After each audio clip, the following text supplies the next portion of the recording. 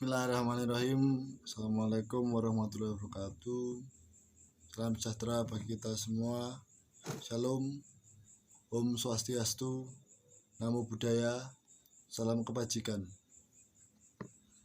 Pertama, mohon izin memperkenalkan diri. Nama saya Yuda Diputra, asal dari Yogyakarta. Dalam kesempatan ini saya membaca dari Badan Pembinaan Ideologi Pancasila mengenai sejarah dari Pancasila itu sendiri.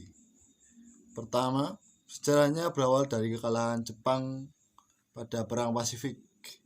Mereka berusaha mendapatkan kekuasaan dan kepercayaan masyarakat dengan janji kemerdekaan pada Indonesia. Nah, upayanya ini dengan membentuk badan bernama Dokuritsu Chumbicho Kosakai yang memiliki beberapa anggota membahas mengenai tema dasar negara. Sidang ini sudah berjalan dalam waktu 5 hari. Tanggal 1 Juni 1945, Soekarno menyampaikan ide gagasannya dengan nama Pancasila. Panca dengan arti 5, sila artinya prinsip atau asas.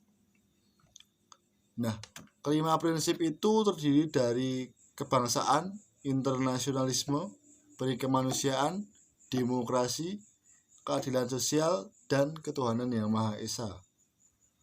Dalam perkembangannya untuk menyempurnakan Pancasila dan rumusnya tersebut, maka Dokuritsu Chumbicho Kosakai membentuk sebuah panitia disebut Panitia 9.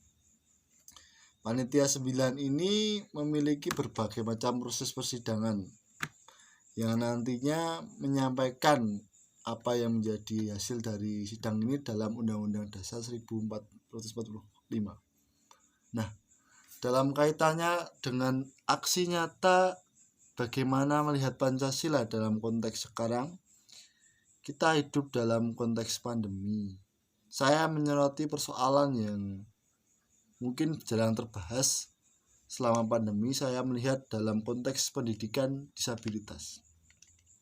Nah, dalam konteks pendidikan disabilitas kadang yang menjadi fokus dari pendidikan disabilitas itu adalah kedisabilitasan peserta didik.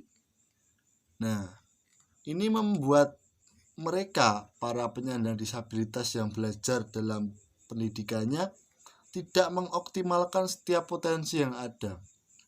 Padahal perlu untuk melihat dengan cara pandang yang lain. Dalam hal ini saya belajar dari keramah tamahan dalam dinamika Pancasila itu terbentuk.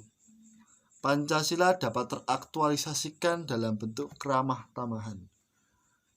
Saya menyoroti poin keramah tamahan ini karena memiliki peranan dalam merespon dinamika dengan penyandang disabilitas. Pertama, konsep keramah tamahan dapat membantu dalam merekonstruksi gagasan apa itu normal dalam kehidupan di masyarakat.